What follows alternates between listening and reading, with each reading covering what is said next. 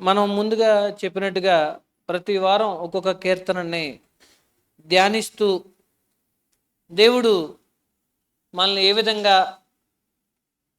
ఆయా కీర్తనలను ఆయా సందర్భాలను బట్టి మనతో మాట్లాడాలో బలపరచాలో దేవునికి తెలుసు గనుక ఆయన గ్రంథంలో ఉన్న ప్రతి సందర్భాన్ని ఒక్కొక్క కీర్తనని ఆలోచించడానికి ప్రయత్నం చేద్దాం.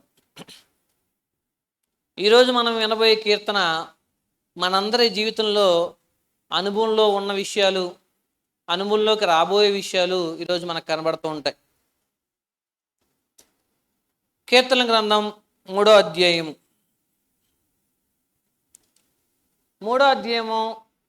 3వ కీర్తనని మనం చదివితే ఈ కీర్తనలో 8 వచనాలు ఉన్నాయి. దీని రచయిత దావీదు అని స్పష్టంగా ఉంది. దాంట్లో ప్రారంభంలోనే ఈ కీర్తన గ్రంథం 3వ అధ్యాయము ప్రారంభంలోనే ఏమని ఉందో చూడండి. పైన అబ్షాలోమును తన కుమారుని ఎదుట నుండి పారిపోయినప్పుడు దావీదు రచించిన కీర్తన. ఇక్కడ సందర్భం ఏంటి అంటే, కీర్తన అనగానే ఒక పాట. ఈ కీర్తనలో దేవుని స్తుతించే కీర్తనలు ఉంటాయి, దేవుని అభ్యర్థించే కీర్తనలు ఉంటాయి, దేవుని కీర్తిని గొప్పతనాన్ని ప్రకటించే కీర్తనలు ఉంటాయి. అదేవిధంగా యేసుక్రీస్తు అని గురించి వర్ణించే కీర్తనలు ఉంటాయి. కీర్తనలో చాలా కేటగిరీస్ ఉంటాయి. అయితే ఈరోజు మనం ధ్యానించబోయే కీర్తన ఒక తండ్రి తన కుమారుని కుట్ర వల్ల, నమ్మక ద్రోహం వల్ల ఎదుర్కొన్న కష్టాలలో దేవుణ్ణి ఏమని ప్రార్థించాడో, దేవుని పట్ల తన విశ్వాసాన్ని ఎలా వ్యక్తం చేశాడో మనం ఈ కీర్తన 3వ అధ్యాయం నుంచి 3వ కీర్తన నుంచి నేర్చుకోవడానికి ప్రయత్నం చేద్దాం. ముందుగా దాంట్లో ఉన్న హెడ్డింగ్ని బట్టి కుమారుని ఎదుట నుండి, ఆ కుమారుడి పేరేంటి? అబ్షాలోము. ఆ కుమారుడు ఎవరు?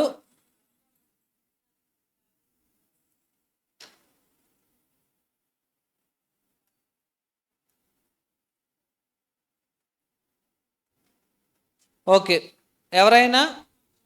అబ్షాలోము. 2 సమూయేలు గ్రంథం 3వ అధ్యాయం 3వ వచనంలో దావీదు రాజైన తర్వాత ఆయన కుమారుల లిస్ట్ ఇస్తూ 2 సమూయేలు గ్రంథం 3వ అధ్యాయం 3వ వచనంలో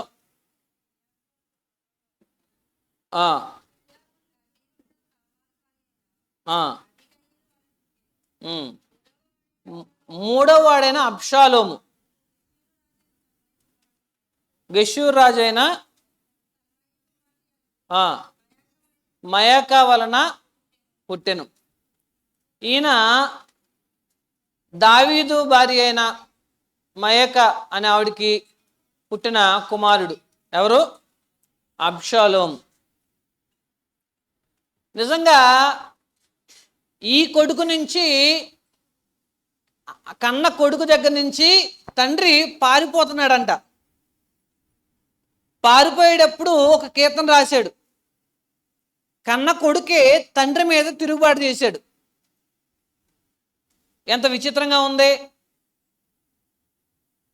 ఈయన అందులోనూ ఈ అబ్షాలోము దావీదుకి ఎంత ప్రత్యేకం అంటే, మనం బాగా గుర్తుపెట్టుకోండి, మీరు ఎక్కువ ఎవరిని ప్రేమిస్తారో వాళ్ళే పొడుస్తారు, మీరు ఎక్కువ ఎవరి కోసం తాపత్రపడతారో వాళ్ళే వెన్నుపోటు పొడుస్తారు. ఇది చరిత్ర చెప్పిన సత్యం.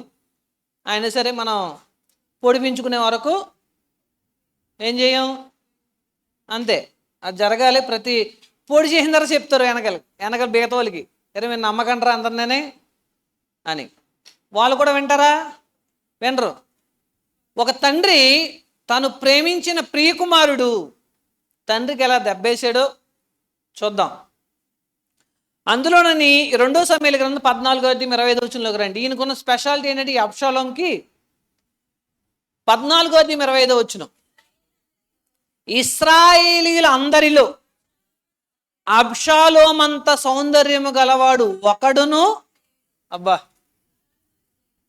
అరికాలు మొదలుకొని తల వరకు ఏ లోపమును అతని యందు లేకపోయింది.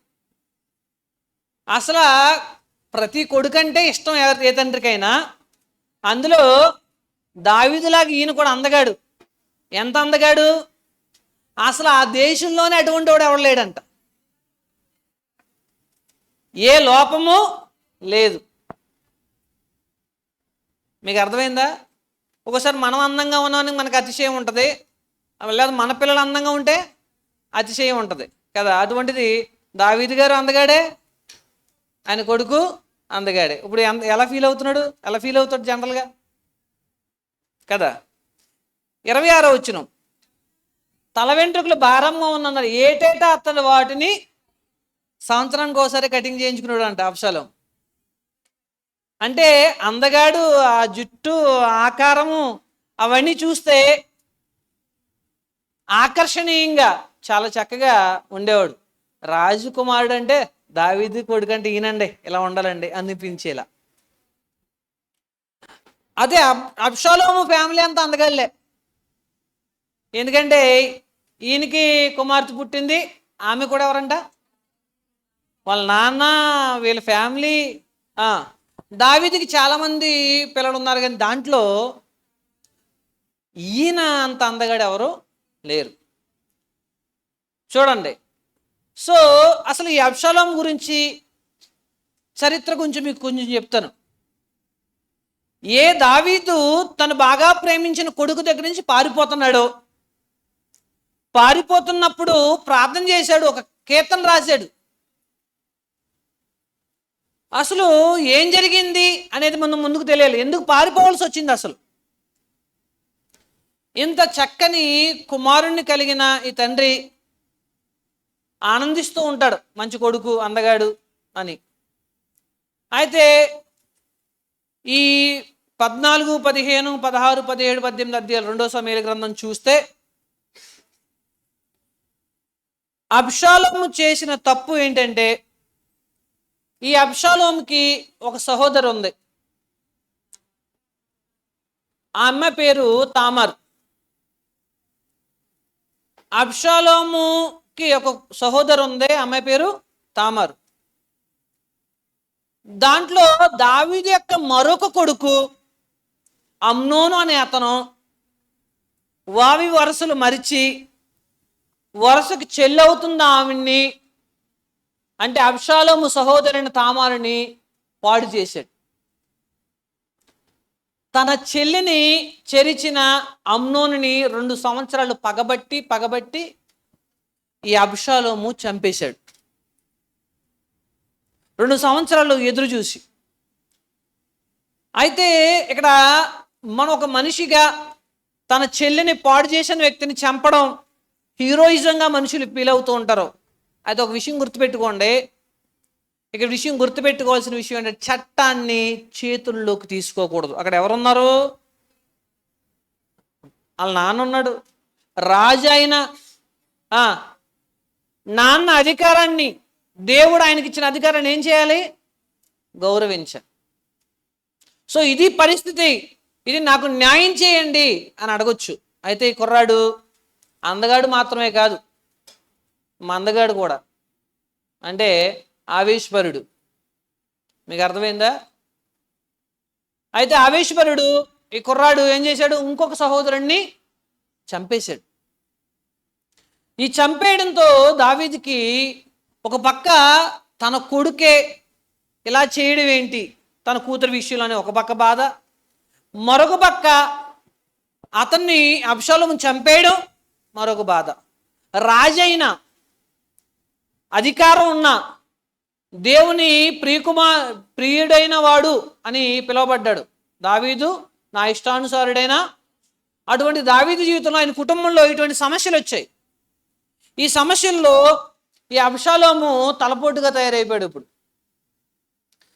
దావీదు దగ్గర నుంచి పారిపోయాడు అబ్షాలోము.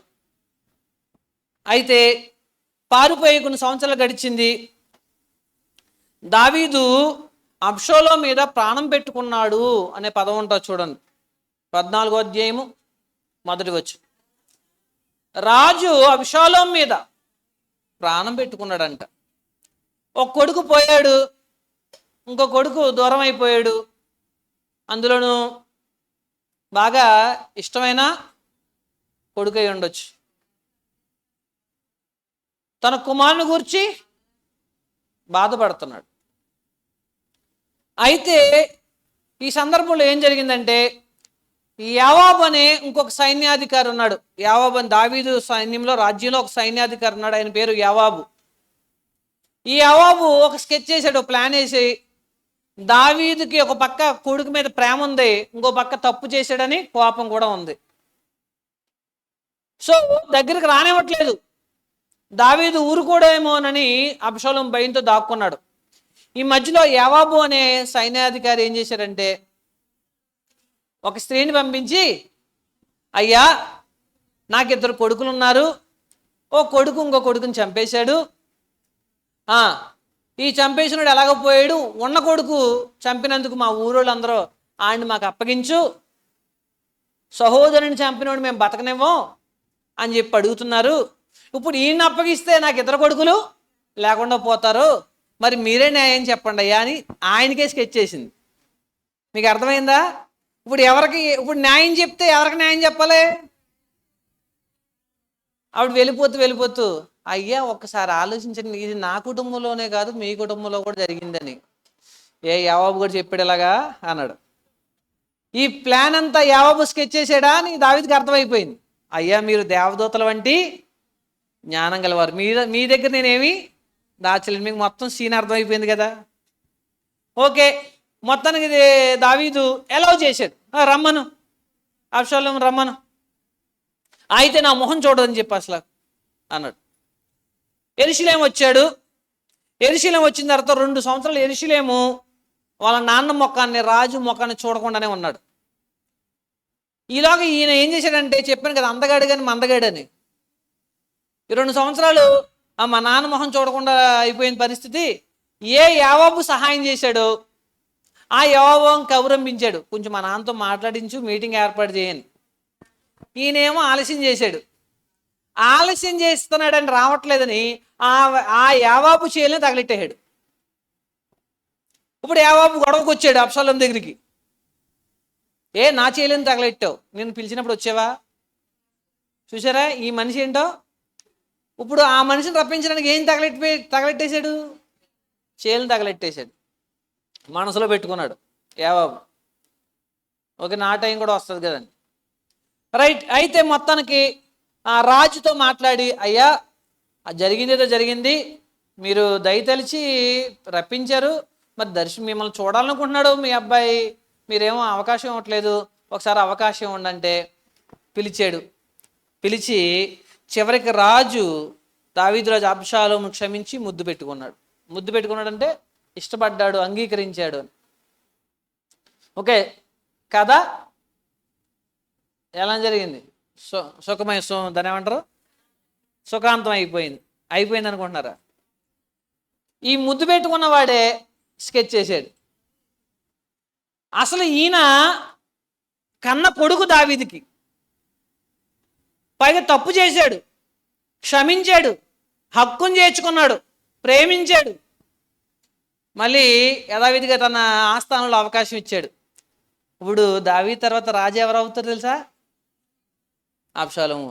మూర్ఖుడు ఇలాగే ఉంటాడు. ఒక మూర్ఖుడు ఎలా ఉంటాడో చూద్దాం. తాను విధేయంగా ఉంటే అబ్షాలోము అవుతుడు. మీకు అర్థమైందా? కొంతమంది మనుషులు వాళ్ళు చేసే పనుల వల్ల వాళ్ళు మూర్ఖులో కాదు నిరూపించుకుంటారు. వాళ్ళు మూర్ఖులు ఎలా? మేము మూర్ఖులు అంటే వాళ్ళు మూర్ఖులో కదా మనకు ఎలా తెలుస్తుంది? బోర్డు వేసుకుని తిరగరు, వాళ్ళు కొన్ని పనులు చేస్తారు, అర్థమైపోద్ది మనకి. ఇటు మూర్ఖంగా పని చేశాడు. అబ్షాలోము కూడా అదే చేశాడు. అబ్షాలోము కుట్ర ఏం పన్నాడంటే చూడండి, 15వ అధ్యాయం మాత్రమే వచ్చిన కానించి. అబ్షాలోము ఒక రథమును గుర్రమును సిద్ధపరిచి తన ఎదుట పరిగెత్తుటికై 50 మంది బంటులను రాజుగారు వెళ్ళినప్పుడు ఎటువంటి వాతావరణం ఉంటుందో, సీఎం కాన్వాయ్లాగా నాలుగైదు, అటు 4 కార్లు, ఇటు 4 కార్లు, కుయ్యి కుయ్యి కుయ్యి మన కోతలు వచ్చినాయి అనుకోండి, ఎవరు వస్తున్నారు? సేమ్ అటువంటి సెట్టింగ్ అంతా చేశాడు. ఎవరో అబ్షాలోం చేసి ఏం చేశాడు చూడండి. నెక్స్ట్, ఉదయాన్నే లేచి బయలుదేరి పట్టణం యొక్క గుమ్మపు మార్గమందు ఒక తట్టును నిలిచి రాజు చేత తీర్పు నొందుటకై వ్యాజ్యమాడు వారెవరిని వచ్చి ఉండగా కనిపెట్టి వారిని పిలిచి, నీవు ఏ ఊరి వాడవని అడుగుచుండెను. నీ దాసుడైన నేను ఇశ్రాయేలు గోత్రంలో పలానా దానికి చేరిన వాడని చెప్పగా, వాడు చెప్పగా, అబ్షాలోము నీ దగ్గర ఈ గొడవలో గొడవ ఏంటి చెప్పాడు. చూడండి, ప్యారలల్ గవర్నమెంట్ అంటారు. ప్యారలల్ గవర్నమెంట్ అంటే ఈ గొడవలన్నింటిని తీర్చుకోవడం ఎక్కడి దగ్గరికి వెళ్ళాలి? రాజు దగ్గరికి వెళ్ళాలి. అవసరం లేదని చెప్పి ఆ రాజుగారి దగ్గరికి వెళ్ళే మార్గంలో సెట్టింగ్ అంతా ఏర్పాటు చేసుకుని వెళ్ళేవాడిని ప్రతివాడిని కేకేస్తున్నాడు. ఏ ఊరు మందే? ఏదో గోత్రమే, మన గోత్రమే, రా వెళ్ళరా, ఇలా కూర్చో, నీ గొడవ ఏంటి? ఇది గొడవ. అయ్యో, నీ చాలా సీరియస్ కేసు అయితే అక్కడికి వెళ్తే పరిష్కారం అవదు, నీకు నేను న్యాయం చేస్తాను కదా అని చెప్పి మొత్తానికి రాజు చేయాల్సిన పనిని ఈయన చేయడం మొదలుపెట్టాడు. పక్కన 50 మంది ఎవరున్నారు? బంటులు ఉన్నారు. అప్పుడు వాళ్ళందరితో ఏమంటున్నారు? ఈ దేశానికి నేను న్యాయాధిపతి ఉంటే ఎంత మేలు, అప్పుడు వ్యాజ్యమాడు వారు నా యొద్దకు నేను వారికి న్యాయము తీర్చుతానని చెప్పుచు వచ్చాను. చూడండి, మరియు తనకు నమస్కారము చేయుటకై ఎవడైనను తన దాపునకు వచ్చినప్పుడు అతడు తన చెయ్యి చాపి అతన్ని పట్టుకొని, అది వినండి, జనరల్గా రాజుగారు చేయి పట్టుకుని ముద్దు పెట్టాలి. అబ్షాలోము అప్డేట్ అయిపోయాడు. ఈయన కేకేసి వెళ్ళేవాడిని, నమస్కారం చేయడం వచ్చాడు దా అని ఇతను కూడా ముద్దు పెట్టుకోడు. రాజుగారు కూడా ఇప్పుడు అలా చేయలేదని, మీ నాన్న కూడా మమ్మల్ని దగ్గర రానివ్వాలి, వెళ్దాం అని కూడా ఆ యావోపు ఉన్నాడు, మధ్యలో ఆపేస్తాడు, దగ్గరికి వెళ్ళడానికి లేదు. అసలు మమ్మల్ని ఇంత బాగా ఎవరు ట్రీట్ చేయలేడు. మొత్తానికి ఈ స్కెచ్ అంతా జనాలను ఎటువైపు తన వైపు తిప్పుకోవడం మొదలెట్టాడు. ఎవరు కొడుకు? దావీదు కొడుకు. గుర్తుపెట్టుకొని దావీదు వెయిట్ చేస్తున్నాడు. ఎందుకంటే ఇతను రాజు అవ్వడానికి అర్హుడు కాదు, అతను చేతిలో లేదు. ఎవరి చేతిలో ఉంది? అది దేవుడి చేతుల్లో ఉంది. దేవుడు ఆ సింహాసనం మీద ఎవరిని కూర్చోబెడతాడో ఆయన ఇష్టం. ఈలోగా అతను నిరూపించుకోవాలి, నేను దానికి సరైన వాడిని అని. కానీ ఇతను ఏం చేశాడంటే ఓనుగా ఏం చేశాడు? తన ప్రయత్నాలు తను చేయడం మొదలుపెట్టాడు. అయితే ఇది జరుగుతున్న కొంతకాలం క్రమంలో ఇశ్రాయేలు అందరూ తన వైపు తిప్పుకున్నాడు. అబ్షాలోము కుట్ర ఏం చేశాడంటే, తండ్రి క్షమించి 4 సంవత్సరాల తర్వాత దావీదుకు అనుమానం రాకుండా కుట్ర చేశాడు. బ్యాక్గ్రౌండ్ అంతలో ఇంతకీ కుట్ర ఏంటి? మా నాన్నతో పెట్టుకుంటే నాకు సింహాసనం ఇచ్చేలా లేడు, ఆయన ఎప్పుడు పోతాడో నాకెప్పుడు వస్తుంది, ఆయన ముసలుడు అయిన దాకా నేను వెయిట్ చేయడం అనేది జరగదు. కాబట్టి ఏం చేయాలి? ఈలోగా మనమే అధికారాన్ని చేజిక్కించుకోవాలని చెప్పి కుట్ర చేశాడు. 15వ అధ్యాయము 10వ వచనంలో అబ్షాలోము స్కెచ్ ఏం వేశాడు చూడండి. మేము హెబ్రోన్ వెళ్దాం, వాళ్ళ నాన్న కబురొప్పించాడు, నాన్న మేము దేవునికి బలి ఇవ్వడానికి హెబ్రోన్ వెళ్తున్నాం, కొంతమంది ఫ్రెండ్స్ని కూడా తీసుకెళ్తున్నానని చెప్తే, వెళ్ళండి, దేవుని పేరు చెప్పాడుగా, వెళ్ళండి అన్నాడు. ఈ వెళ్ళేటప్పుడు చాలామందికి అబ్షాలోము మీకు అందరికి మంచి పార్టీ ఇస్తానని తీసుకెళ్ళాడు. అయితే కొంతమందిని స్కెచ్ చేసి బాకానాదం ఊదడం అంటే రాజుకి పట్టాభిషేకం చేసినప్పుడు బాకానాదం ఊదుతారు. ఆ బాకానాదం ఊదినప్పుడు కుదుర్చుకున్న దాన్ని ఏమంటారు? పేటిఎం బ్యాచ్ అంటారు. ఇప్పుడు అంటే కొంతమందికి పేమెంట్ బ్యాచ్ ఉంటారు, డబ్బులు ఇచ్చి పొగిడించుకోవడం. ఆ బ్యాచ్ ఏర్పాటు చేసి ఏం చేయండి, హెబ్రోన్లో ఏలుచున్నాడని కేకలు వేయడని చెప్పేశాడు. అన్ని గోత్రాలకి అవలంబించేశాడు. తర్వాత విందుకు పిలవ 200 మంది అబ్షాలోము కూడా బయలుదేరారు. వీళ్ళకి పాపం తెలీదు, అంటే ఈయన దావీదు రాజుకి వ్యతిరేకంగా కుట్ర చేస్తున్నాడని తెలియదు. అక్కడికి వెళ్ళినారు తెలిసింది. బలి అర్పించాలని మొత్తానికి ఇదంతా జరిగిన తర్వాత గిలోనీయుడైన అహితోలను దావీదు యొక్క మంత్రిని కూడా పిలిపించాడు. అబ్షాలోము దగ్గరికి వచ్చిన జనం ఎక్కువ అవుతున్నారంట, అనేక మంది యాడ్ అవుతున్నారు. ఇలా యాడ్ అవుతుంటే కుట్ర పెద్దదయ్యింది. అప్పుడు 13వ వచనంలో దావీదు గారికి వర్తమానం వచ్చేసింది, అయ్యా మీ అందగాడు, మీ అందమైన కుమారుడు కుట్ర పన్నాడు, జనులు తన వైపు తిప్పుకున్నాడు, రాజు తన అయిపోయానని ప్రకటించుకున్నాడు అని ఈ విషయం తెలియగానే దావీదు ఏం చేశాడు చూడండి. 14వ వచనం అందరూ చూడండి. 15వ అధ్యాయము 14వ వచనం. దావీదు యెరూషలేమునందున్న తన సేవకులందరికీ ఇలాగూ ఆజ్ఞ ఇచ్చెను, అబ్షాలోము చేతిలో నుండి మనం తప్పించుకునే రక్షణ పొందలేము, మనం పారిపోదము రండి. అతడు హఠాత్తుగా వచ్చి మనల్ని పట్టుకొనకును, మనకు కీడుకు చేయకును, పట్టణమును కత్తివాత హతము చేయకును ఉండినట్లు మనం త్వరగా వెళ్ళిపోదము రండి. రాజు సేవకులు అలాగే అయ్యా అని చెప్పారు. జాగ్రత్త వినండి. ఈ కుర్రాడు అంటే అప్పుడు పెళ్ళి అయిపోయింది, పిల్లలు కూడా ఉన్నారు. మొత్తం కుట్ర చేశాడు అనే విషయం తెలిసి దావీదు ఏమన్నాడు? ఇప్పుడు పారిపోదాం. ఇప్పుడు జాగ్రత్తగా వినండి, అసలు ఎందుకు పారిపోదాం అన్నాడు? ఈయన కత్తి పడితే 10,000, మీకు అర్థమైందా? కత్తి పడితే 10,000 నరకంలో తెలిసిన దావీదుకి కొడుకును నరుకోలేడు కదా. మీకు అర్థమైందా? ఆ కొడుకు బుద్ధి జ్ఞానం లేక అహంకారంతో అజ్ఞానంతో తిరుగుబాటు చేశాడని అనుభవం ఉన్న ఈ పెద్ద మనిషి తప్పు చేయలేడు కదా. పట్టణంలో రక్తపాతం చిందించకూడదు, దేవుని మందస ఉన్న ఆ ప్రాంతము రక్తమయం కాకూడదని భక్తితో, ఒక పక్కన తన వాళ్ళకి ఇబ్బందులు కలగకూడదని మనం పారిపోదాం రండి అన్నాడు. గుర్తుపెట్టుకోండి, ఎందుకంటే నేను అబ్షాలోములా ప్రవర్తించలేను, అతనిలో ఆవేశంగా ప్రవర్తించలేను, అతనిలో మూర్ఖంలా ప్రవర్తించలేను అని చెప్పి తన కొడుకుని తన చేతులతోనే చంపేయగలడు. మహా అయితే పెద్ద విషయం కాదు. ఈయన పెద్ద గొల్లేతని చంపినోడికి పెద్ద విషయమే కాదు. అయితే అబ్షాలోము భారీ కుట్ర పన్నాడు. మొత్తానికి దావీదు అనుచరుల్ని, దావీదుకి సపోర్ట్ చేసిన వాళ్ళందరినీ తీసేద్దాం. అబ్షాలోము తండ్రిని చంపడానికైనా సిద్ధపడ్డాడు, కానీ తండ్రి కొడుకుని, అది తండ్రికి కొడుక్కి తేడా. ఈ టైంలో ఈయన దేవుణ్ణి నమ్మునాడు, దేవునికి ఇష్టమైన వాడు, తన సొంత కొడుకునే చంపుకునే అంత పాపం చేయలేడు. ఇప్పుడు ఏం చేస్తాడు? ప్రార్థన చేస్తాడు. మనం చేయకూడని పనులు చేయవలసి వస్తున్న సందర్భంలో, మనం చేయకూడని పనులు నువ్వు చేసి తీరాలి అని నీకు శోధనలు ఎదురవుతున్నప్పుడు, గొడవకు వస్తే నువ్వు గొడవ పడకపోతే పని అవ్వదు అనే శోధన నీకు వచ్చినప్పుడు, తిరుగుబాటు ఎదురైనప్పుడు తిరుగుబాటు చేయి లేకపోతే నువ్వు బ్రతకలేవు అనే శోధన నీకు ఎదురైనప్పుడు, ఒక మూర్ఖుడు, చెడ్డవాడు, అవిధేయుడు అజ్ఞానంగా మాట్లాడుతున్నప్పుడు నువ్వు కూడా తిరుగుబాడు అనే శోధన నీకు ఎదురైనప్పుడు, నువ్వు వాడిలా చేయకు. ఏం చేయి? ప్రార్థన చేయి అని అద్భుతమైన పాఠం మన 3వ కీర్తనలో ఉంది. నిజంగా దావీదు పరిస్థితి ఏంటో తెలుసా? చూడండి 15వ వచనంలో దావీదు పరిస్థితి. దావీదు ఒలీవల చెట్ల కొండ ఎక్కుచు ఏడ్చుచు,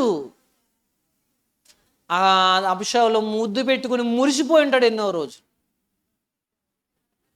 ఇంత అందగాడు పుట్టాడు, నా కొడుకురా అబ్షాలోము, నా కొడుకు. వాళ్ళ అమ్మతో ఎన్నిసార్లు చెప్పుంటాడు, వీడు నా కొడుకే అని.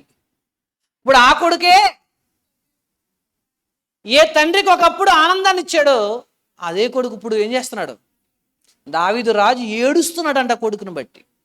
తల కప్పుకుని, నెత్తి మీద తల కప్పుకుని, కాళ్ళకు చెప్పులు కూడా లేకుండా కాలినడకన వెళ్ళి జనులందరూ ఏడ్చుచు,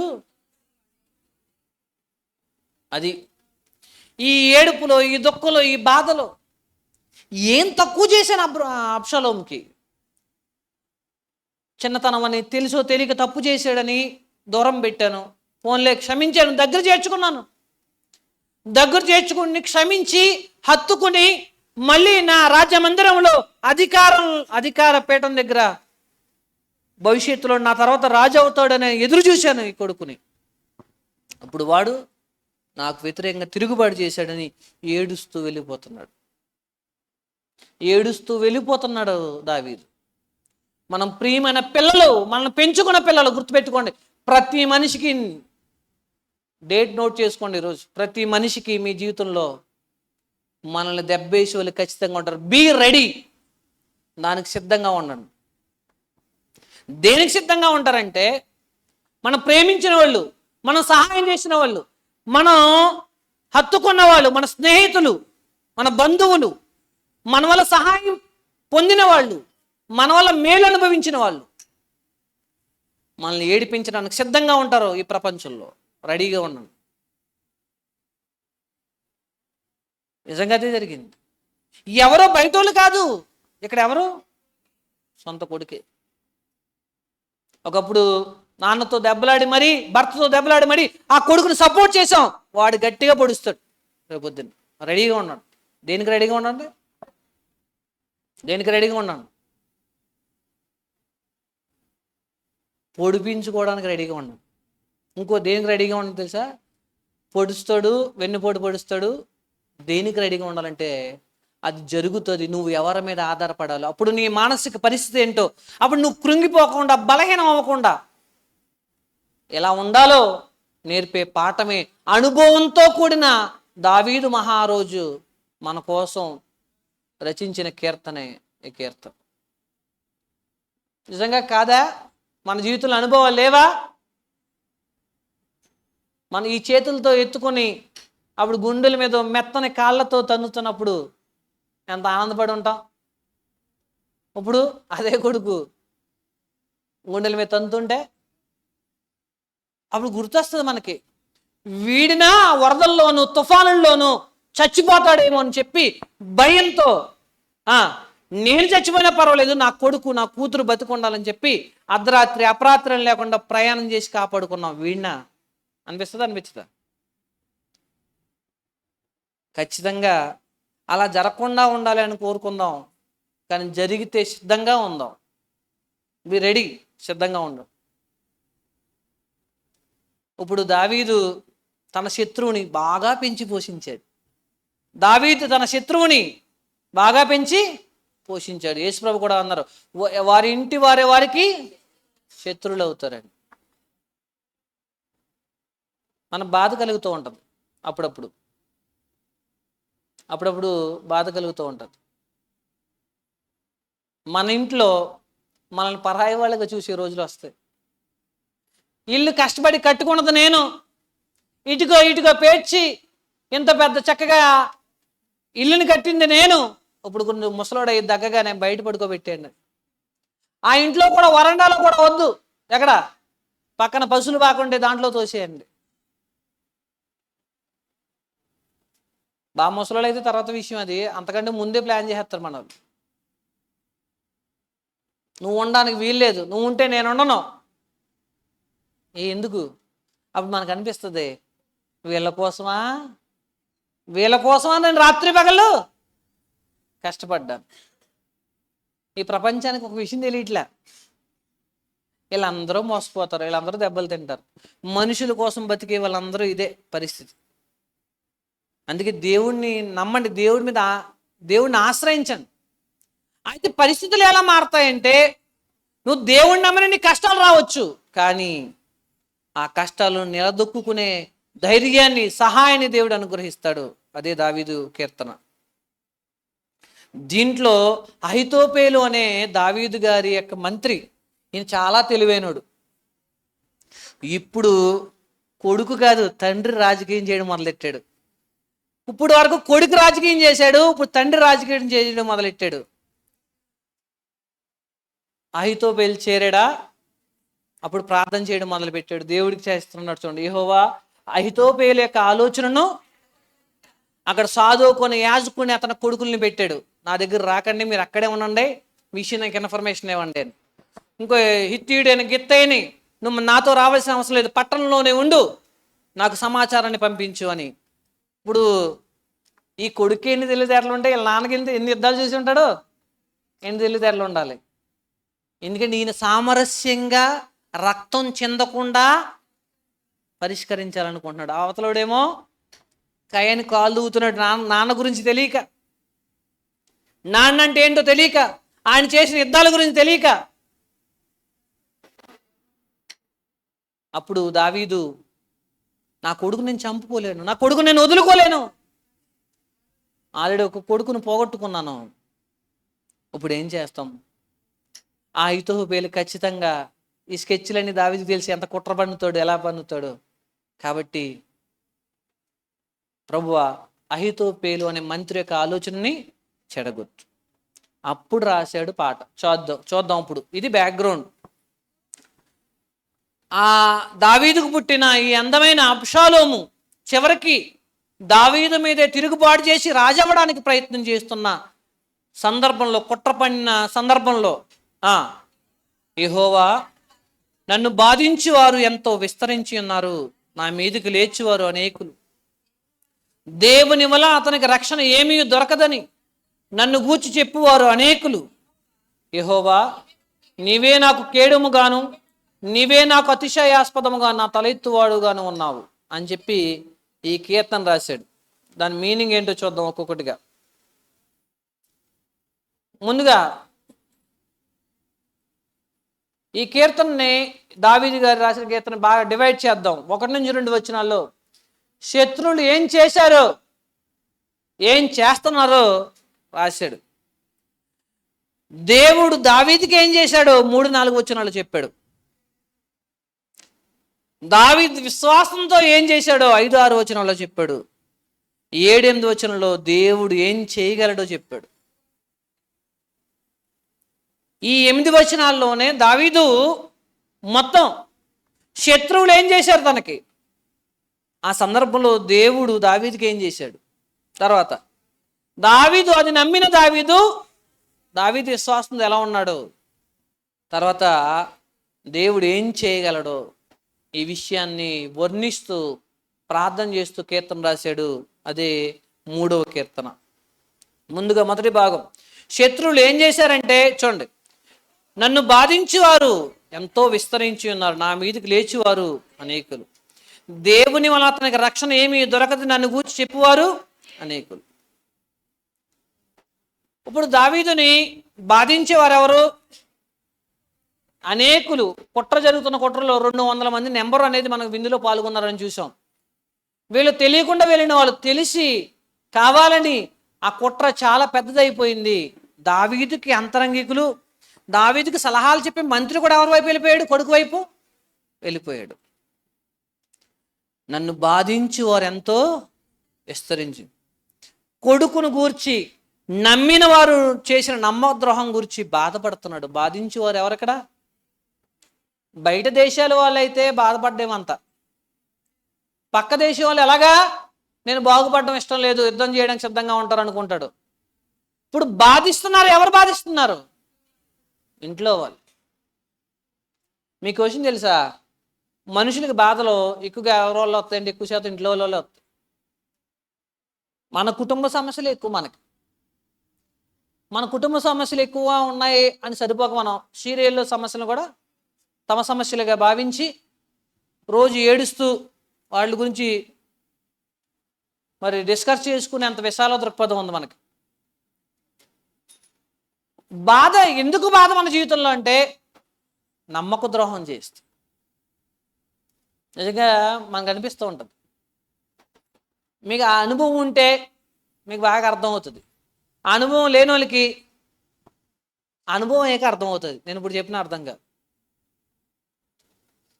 అయితే నేనేం చెప్తానంటే అవుతుంది అంటున్నారు, అలా అవ్వాలని నేను అసలు కోరుకుని అలా అవ్వాలని. ఎందుకు చెప్తానంటే అవుతుంది గ్యారంటీగా నాకు తెలుసు. అయితే రెడీగా ఉండమని చెప్తున్నాను అంతే. రెడీగా దేనికి రెడీగా ఉండాలి? అప్పుడు కృంగిపోతాం, బలహీనం అయిపోతాం, తొలగిపోతాం విశ్వాసంలో.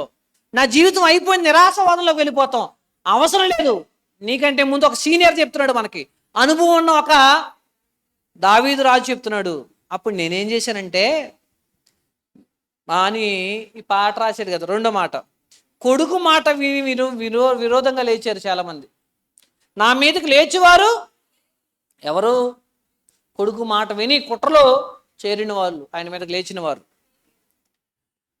ఇప్పుడు పలుకువారంటే దేవునిలో మానసికంగా ఆత్మీయంగా బలహీనం చేయడానికి మాటలను ఆయుధంగా వాడేవారు ఉంటారు. వాళ్ళు ఏం చెప్తున్నారంటే తెలుసు మీకు, నా పాయింట్ మీకు అర్థమైందా? మనం బలహీనం చేయడానికి, ఆత్మీయంగా వీక్ చేయడానికి మాటలనే ఆయుధాలుగా వాడేవాళ్ళు ఉంటారు. మాటలనే ఆయుధాలుగా వాడే ఉంటారు. వాళ్ళు ఏం చెప్తున్నారంటే దేవుని వలన అతనికి రక్షణ ఏమియో. ఇప్పుడు దావీదు సొంత కొడుకు తిరుగుబాటు చేశాడు, బాధపడుతున్నాడు ఒకవైపు. తను నమ్మిన వాళ్ళు ద్రోహం చేశారని, తన మీదకి తిరుగుబాటు చేశారని బాధపడుతున్నాడు ఒకవైపు. ఇంకోవైపు ఏమంటున్నారంట, దావీదుని ఇంకో కోణంలో కూడా బాధ పెట్టాలి. ఏంటవి? చాలా కత్తిపోట్లు తగులుంటాయి యుద్ధంలో దావీదుకి. కత్తిపోట్లు కంటే బాధ పెట్టే మాటలు ఉంటాయన్నాడు సొలొమోను గారు. అవునా? ఆ మాటలతో దాడి చేస్తున్నారు దావీదు మీద. ఒకవేళ నీ కొడుకు మీద నువ్వు జయిస్తావేమో, జయించవు.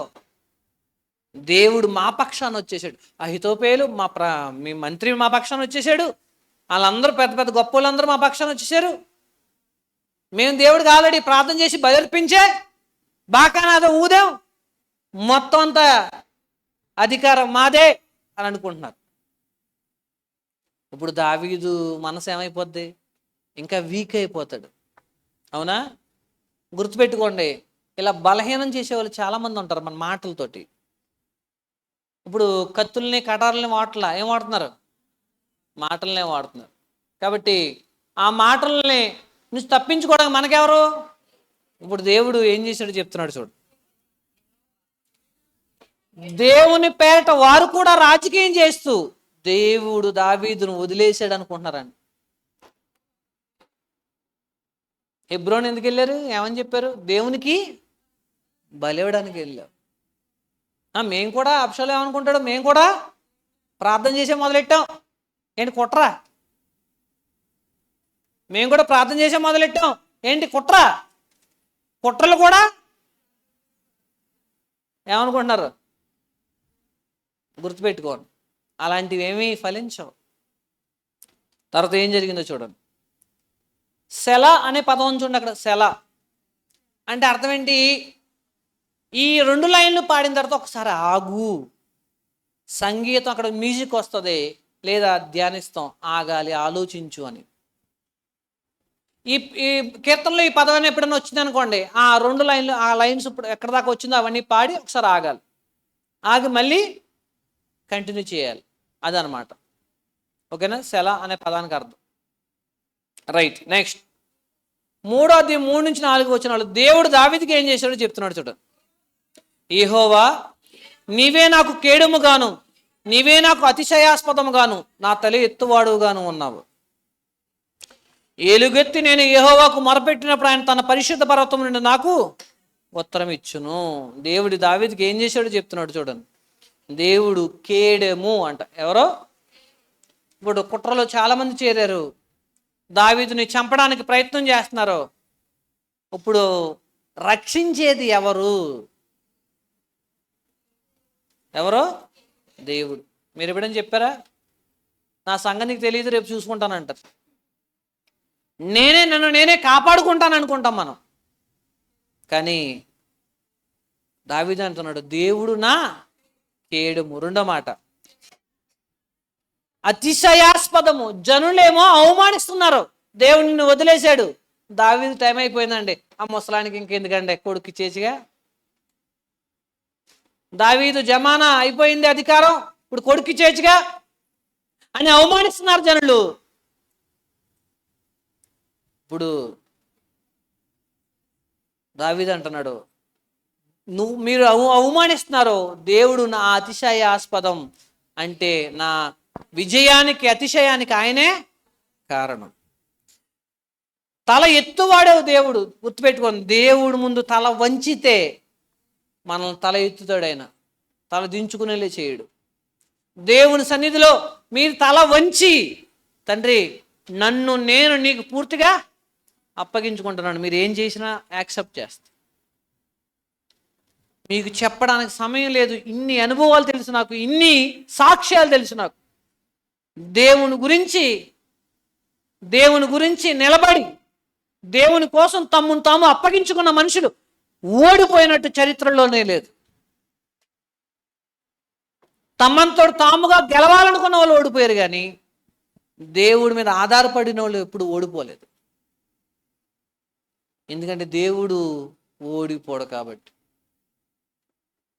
దేవుడు ముందు తల వంచి, తండ్రి నాకు సామర్థ్యం లేదు, నాకు బలం లేదు, నాకు జ్ఞానం లేదు, నాకు ధనం లేదు, నేను గొప్పవాడిని కాదు, బలహీనుణ్ణి, నేనేం చేయగలను, నేనేం చేయలేకపోతున్నాను, నేను నమ్ముకున్నాను, నా మీద జరుగుతున్న కుట్ర ఇది, మీరే నాకు కేడెము, నాకు ఆధారము, నాకు ఆశ్రయం అని దేవుడికి మీ వ్యాజ్యమును, మీ తగువును, మీ గొడవను దేవుడికి అప్పగిస్తే దేవుడు ఏం చేస్తాడు? తల ఎత్తుతాడు. ఇప్పుడు వాళ్ళు ఏమంటున్నారు? దేవుడు నిన్ను వదిలేశాడు అంటున్నారు. ఈయనేమంటున్నారు తెలుసు విశ్వాసంతో? లేదు లేదు, నేను మొరపెడతాయినా ఉత్తరం ఇస్తాడు, దేవుడు నా మనవి ఆలకిస్తాడని విశ్వాసం ఉండాలి. మీకు ఉందా? చాలామంది నేను కష్టాలు వచ్చిన నన్ను ఆలపట్టించుకోవట్లేదు, ఏలపట్టుకోవడం, అందరూ వదిలేశారు. అబద్ధం, నీకు విశ్వాసం లేదు.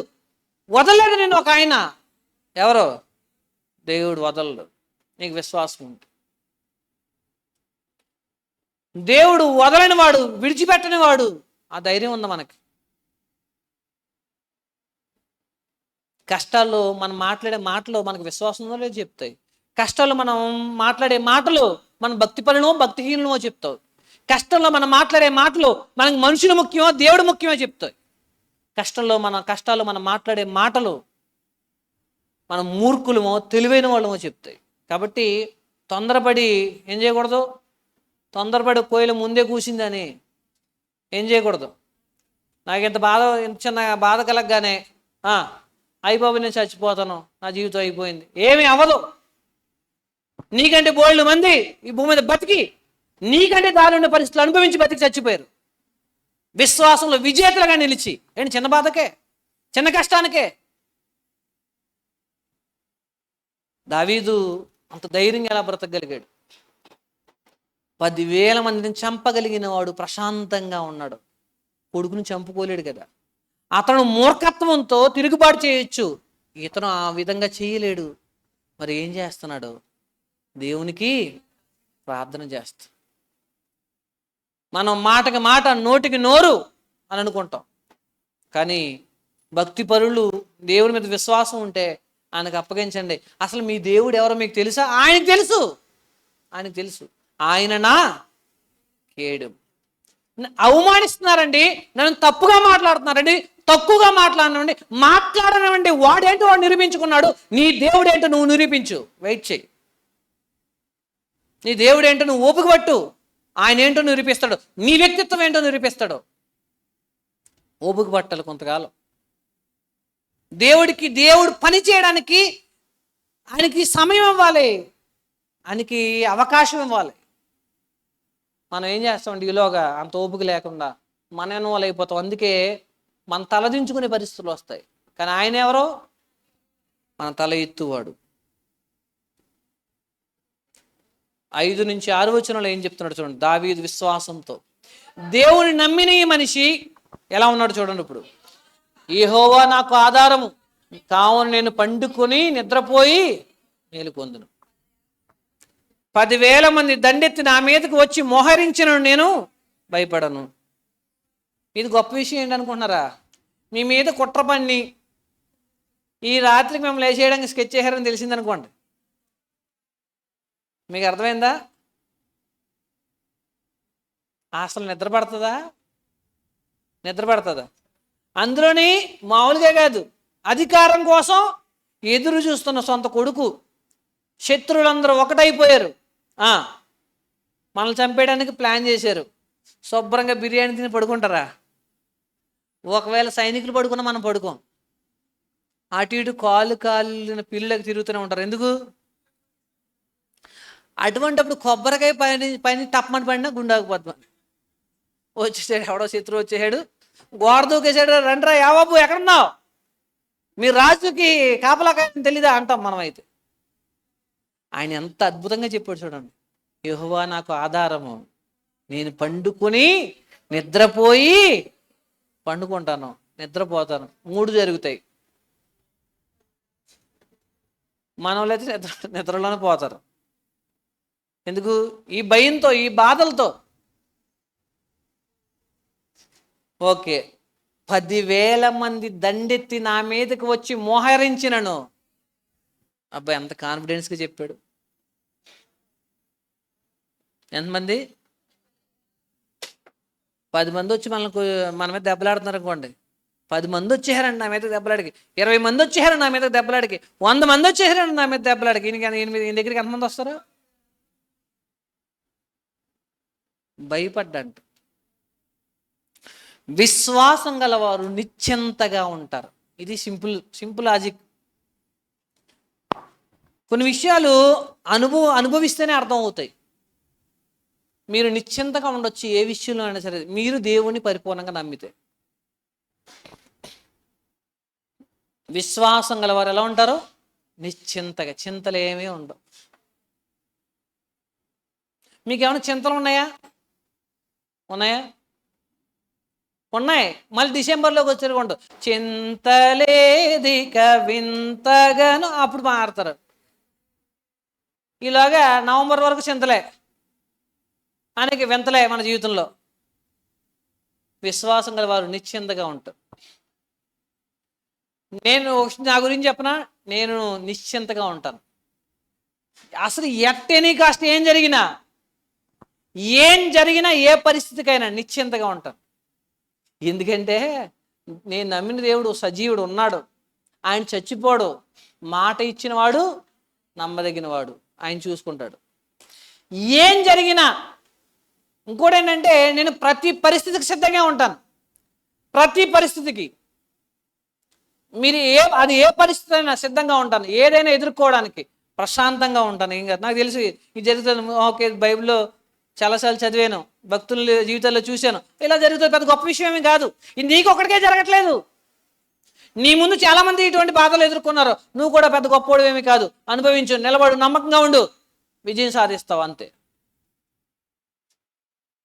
ఏం కుటుంబం గురించి చింత, లేదా పిల్లల గురించి చింత, భార్య గురించి చింత, భర్త గురించి చింత, ఎన్ని పరిస్థితులు. దేవుడి మీద నమ్మకం లేకుండా ఏమైపోతుంది? విశ్వాసం గల వారు నిశ్చింతగా ఉంటారు. అయితే ముందు విశ్వాసం ఉండడం, అది గుర్తుపెట్టుకోండి. విశ్వాసం లేకుండా నిశ్చింతగా ఉన్నారనుకోండి, మూర్ఖులు అంటారు. అని మీకు అర్థమైందా? తెగించేసినాడు అనమాట. ఇంకా అడిగి జీవితం ఏమైపోయినా అనవసరం.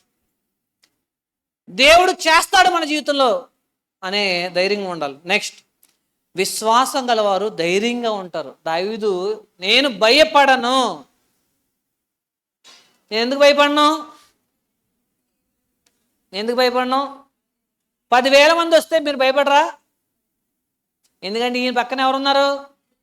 దేవుడు ఉన్నాడు. నేను భయపడను. నా చేతికి యుద్ధము చేయ నేర్పువాడు ఆయన ఉన్నాడు కాబట్టి నేనేమి భయపడను. నెక్స్ట్, దావీదు ఉన్న పరిస్థితుల్లో నిద్ర రాదు. దావీదు ఆ రోజు రాత్రి గడిస్తే పొద్దున లేస్తే పులిహార చేసి తినేసినా బతికేస్తాను, అంతే కదా. పొద్దున ఈ రాత్రి గడిస్తే చాలు మహాప్రభు అని అనుకునే పరిస్థితిలో ఉన్నాడు. అయినా సరే నేను పండుకొని నిద్రపోయి మేల్కొంటాను, రాత్రి నన్ను ఎవడు చంపేయడు అనే ధైర్యం ఉంచండి. భయపడను. శత్రువు వల్ల భయం ఉండాలి కదా, ఇంకేం లేదు. అందుకే కీర్తన 4:8 కూడా ఏమంటాడు చూడండి. 4:8, యెహోవా నెమ్మదితో పండుకొని నిద్రపోవుదును, నేను ఒంటరిగా ఉండిన నీవే నన్ను. అది దేవుడి మీద ఆధారపడ్డం అంటే. 27:3 కూడా ఏమంటాడు చూడు. నాతో యుద్ధము చేటుకు దండు దిగినను, నా హృదయము భయపడదు, నా మీదకి యుద్ధము రేగినను, నేను ధైర్యము విడవకుందును. ఎంత అద్భుతం! ఇది కాన్ఫిడెన్స్ అంటే. మన మీద మనకు నమ్మకం ఉండాలి. అంటే మనం దేవుడిని నమ్మామని, దేవుడు మనకు సహాయం చేస్తారని నమ్మకం ఉండాలి. ఆ దేవుడి మీద ఆధారపడిన వాళ్ళ జీవితాలు ఎలా ఉంటాయి తెలుసా? ధైర్యంగా నిశ్చింతగా ఉంటాయి. ఏం జరుగుతాయి? మహా అయితే ఏం జరుగుతుంది నీ జీవితంలో? ఏ పరిస్థితిని ఎదుర్కోవడానికి నిశ్చింతగా ధైర్యంగా ఉండు. భయపడాల్సిన అవసరం లేదు. కారణం ఏంటి? దేవుడు మాత్రమే. ఆయన యెహోవా నాకు ఆధారం. తన బాహుబలాన్ని కాకుండా దేవుని శక్తిని ఆధారం చేసుకున్నాడు. అందుకే విశ్వాసంతో నిశ్చింతగా ఉన్నాడు. మీ జీవితంలో చింతలు ఉన్నాయా, బాధలు ఉన్నాయంటే దేవుని సరిగ్గా నమ్మట్లేదని అర్థం. 7-8 వచ్చినాడు. దేవుడు ఏం చేయగలడో చెప్తున్నాడు చూడండి. ఇప్పుడు యెహోవా లెమ్ము, నా దేవా నన్ను రక్షింపుము, నా శత్రువులందరి దవడ ఎముక మీద కొట్టువాడవు నీవే, దుష్టుల పళ్ళు విరగొట్టువాడవు నీవే. రక్షణ యెహోవాది, నీ ప్రజల మీదకి ఆశీర్వాదం వచ్చునుగాక. దేవుడు మాత్రమే అనేకులైన శత్రువుల నుంచి రక్షించే సమర్థుడు. నా మీదకి లేచువారు అనేకులు, నాకు సపోర్ట్ చేసేవాళ్ళు తక్కువ మంది. కానీ నాకున్న ఆధారం ఎవరో? దేవుడు. యెహోవా లెమ్ము, నా దేవ నన్ను రక్షింపు. దవడ ఎముక అంటే అర్థమైంది గట్టి దెబ్బ అన్నమాట, కోలుకోలేని దెబ్బ. శత్రువులు ఏం మాట్లాడుతున్నారు పై వచనాల్లో? మొదటి వచనంలో దేవుని వలన అతనికి రక్షణ ఏమియో మాట్లాడుతున్నారు. అలాంటి వాళ్ళ దవడ ఎముక మీద కొట్టు తండ్రి, తర్వాత పళ్ళు ఆలగొట్టాయి, మాటలు రావు. ఇప్పుడు ఏ దావీదుని దేవుడు వదిలేశాడని, ఏ దావీదుని దేవుడు పట్టించుకోవట్లేదని, మేము దావీదు మీద గెలుస్తామని వీళ్ళు విర్రవీగుతున్నారో వాళ్ళందరి జీవితాలు ఏమైపోతాయి చూడండి చెప్తున్నాడు. ఏమని? దవడ ఎముక మీద గట్టి దెబ్బ కొట్టు, కోలుకోలేని దెబ్బ కొట్టు. ఇంకా మాటలు రావు. అవమానించిన వాళ్ళు నోరు మూయించే దేవుడు.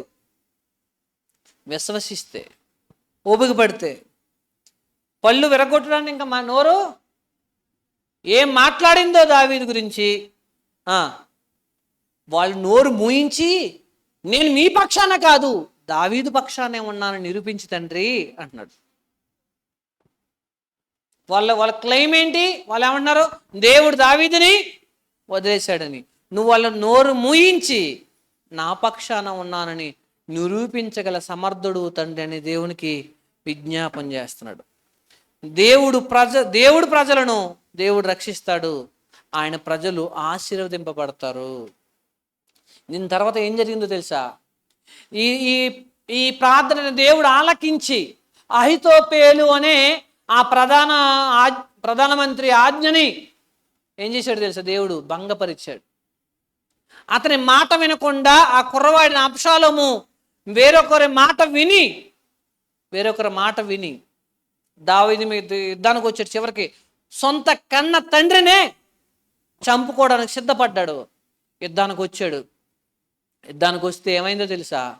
యుద్ధంలో దావీదు సేవకులు, సైనికులు భీకరంగా పోరాడారు. దావీదు యెహోవాతో సైన్యాధిపతితో చెప్పాడు. దావీదు ఏం చెప్పాడు తెలుసు సైన్యాధిపతితో?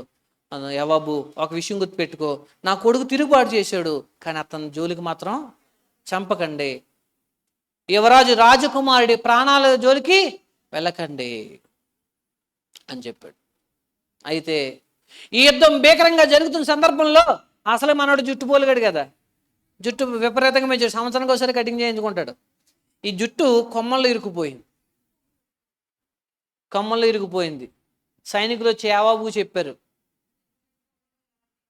యువరాజు గారు మనమే తిరుగుబాటు చేసినాడు, కొమ్మల్లో ఇరుక్కున్నాడని. ఇప్పుడు గుర్తొచ్చింది, నా చేలు కాల్ చేసినాడు వీడే కదా, వీడికి ఎంత ఉపకారం చేశాను. వీళ్ళ నాన్న పొమ్మంటే పిలిచి సొంత యెరూషలేము తీసుకొచ్చాను, నా చేలిని తగలెట్టేశాడు. ఇటువాడు మన మీద తిరుగుబాటు చేశాడు. మనమంతా ఏడుస్తూ కొండెక్కి ఈ గుహలో దాక్కోవడం కారణం వీడే. దావీదు తెలియకుండా నేను చూసుకుంటా లేచేయండి అన్నాడు. అబ్షాలోముని చంపేశారు. ఇప్పుడు ఏమైంది? చివరికి మళ్ళీ రాజ్యం ఎవరిదైంది? దావీదుదైంది. కానీ కథ విషాదంగా, తిరుగుబాటు చేసిన వాళ్ళు ఏమైపోయారు? ఓడిపోయారు. తిరుగుబాటు చేసిన వాళ్ళు అవమానించబడ్డారు. కానీ దేవుడి మీద ఆధారపడిన దావీదు మాత్రం విజయం సాధించాడు. ఒక పక్క విజయం సాధించాననే ఆనందంతో వెళ్ళాలా, కొడుకును కోల్పోయాడని బాధతో వెళ్ళాలా? ఏడుస్తున్నాడు దావీదు. అప్పుడు యోవాబు అన్నాడు, ఎందుకయ్యా ఏడుస్తావు? మేమందరం నీ కొడుకుని చంపకుండా మేమందరం చచ్చిపోతే నీకు హ్యాపీగా ఉంటుందా అన్నాడు. నిజంగా నిన్ను నమ్మి నిన్ను కాపాడుకోవడం నీకు కూడా వచ్చాం.